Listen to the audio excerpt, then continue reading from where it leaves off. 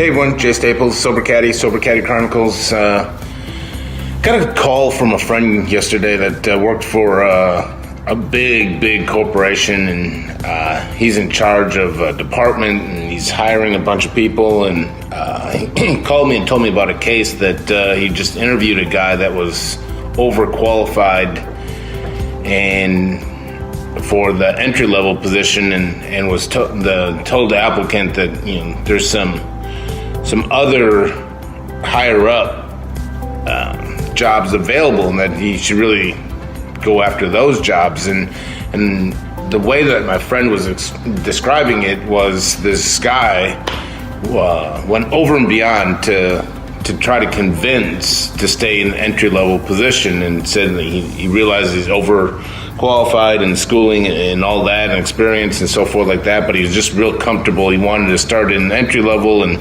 talked about working his way up and blah blah blah. And they started talking more and more because they wanted to get to, my friend wanted to get to the bottom of it. Was really quite interested in having this guy go a few levels up because of his experience and his background.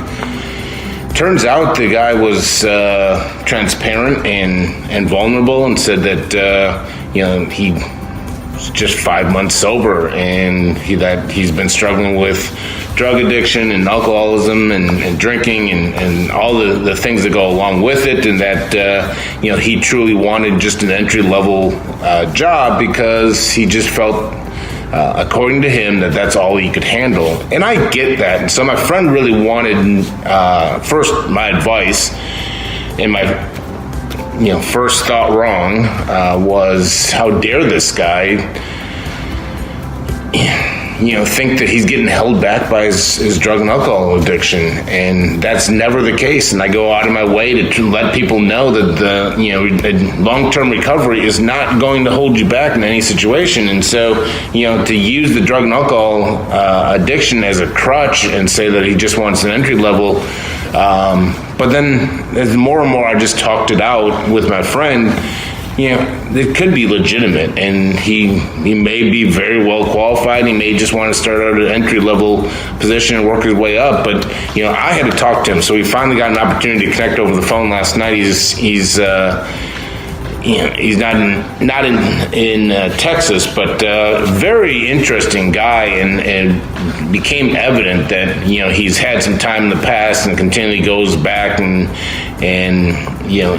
believe this sabotages his recovery, and life gets too much, and he goes back to drugs and alcohol and job and girl, whatever it is, and we know it too well, and that he was convinced that just an entry level position was needed. I challenged him on that. I thought that he was in a position, and he's looking at it, and he's doing everything that's being asked of him. He's going to he's getting some counseling sessions. He's getting into the recovery rooms. He's getting, a connection first off with himself. He's getting authentic. He was extremely vulnerable, in the hiring process, which I commended him about.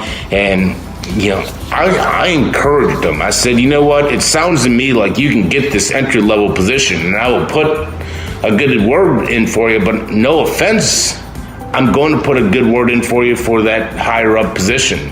I think you can do it. And I wanted to empower and inspire him to realize that past mistakes are not going to define, and that he doesn't have to punish him in a sense by starting out at entry level when he's going to get a little bored, and his assets and his creative capabilities are not going to be challenged on a day-to-day basis. And so I encouraged and inspired him to go after that higher job and see how it felt, and rewrite his story, and learn from his past experiences, and learn from his sabotaging, how he put it, and rewrite that story into becoming a valued member in the organization, a guy in long-term recovery, and so forth like that. And it was just a powerful experience for me personally. And I asked him if I could stay in touch with him, and I think we're hopefully going to stay in touch, and God knows what's in store for him. Hope he gets a job, the higher level job. But you know what? Rewriting your story and